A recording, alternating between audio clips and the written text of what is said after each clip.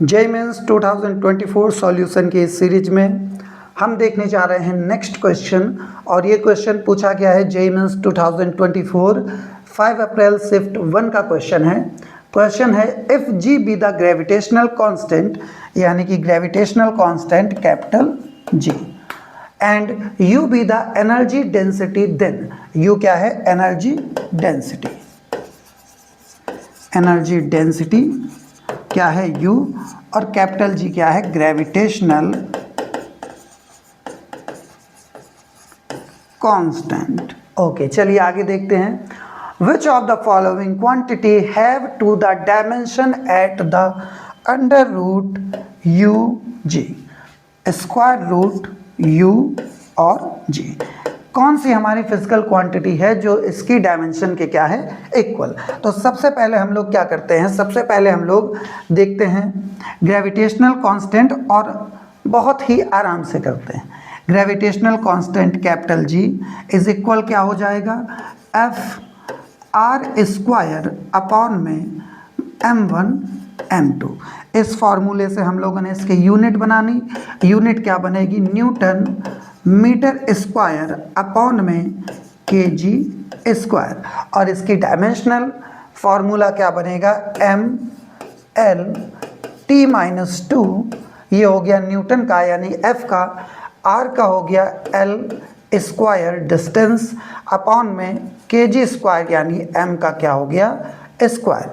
हमारे लिए final dimensional formula capital G के लिए क्या बनेगा? अगर आपको लर्न है तो आप डायरेक्ट कर सकते हैं, अगर नहीं है या थोड़ा भी कन्फ्यूजन है तो आप पूरा एक्सप्लेन कर सकते हैं।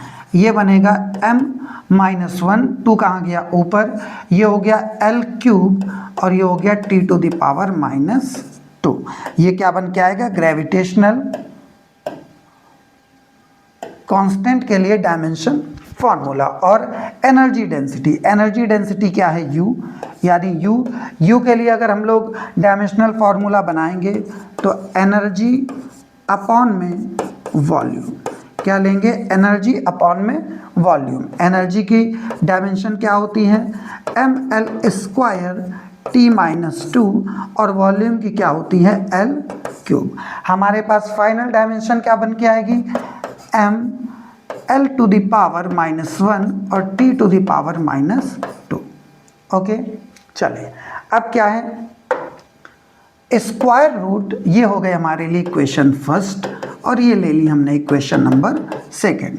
नाउ अब हम क्या करने जा रहे हैं? u, और स्क्वायर रूट के अंदर क्या है? u एंड g, इनकी डायमेंशन ले ली। ओके, ये हो गया स्क्वायर रूट के अंदर m l -1 t -2, और यहाँ पर क्या बन के आया? m -1 l cube t -2।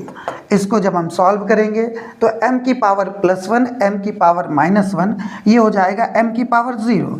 इसे चाहे तो आप लिखें, अदरवाइज ना लिखें। l की पावर -1 और ये क्या है? l क्यूब, तो ये हो जाएगा l स्क्वायर।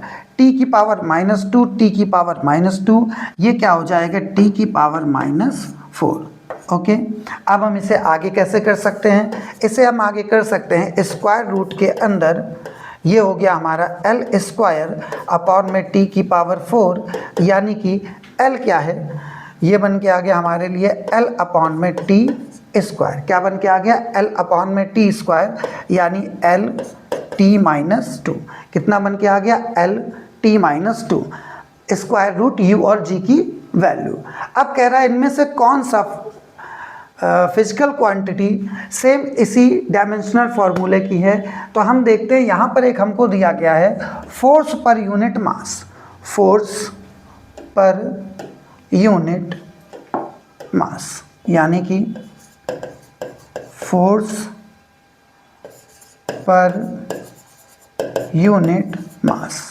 फोर्स क्या होता है? फोर्स की डायमेंशन होगी m l t -2 अपॉन में मास क्या है? m टू m क्या होगा? कैंसिल, ये हो जाएगा l t -2। यानी कि जो डायमेंशन हम लोग स्क्वायर रूट u g की निकाल रहे हैं वो डायमेंशन किसके इक्वल में आ रही है? Force per unit mass. यानी कि हमारा आंसर क्या सही हो जाएगा? 2 पार्ट। कौन सही हो जाएगा? 2 पार्ट।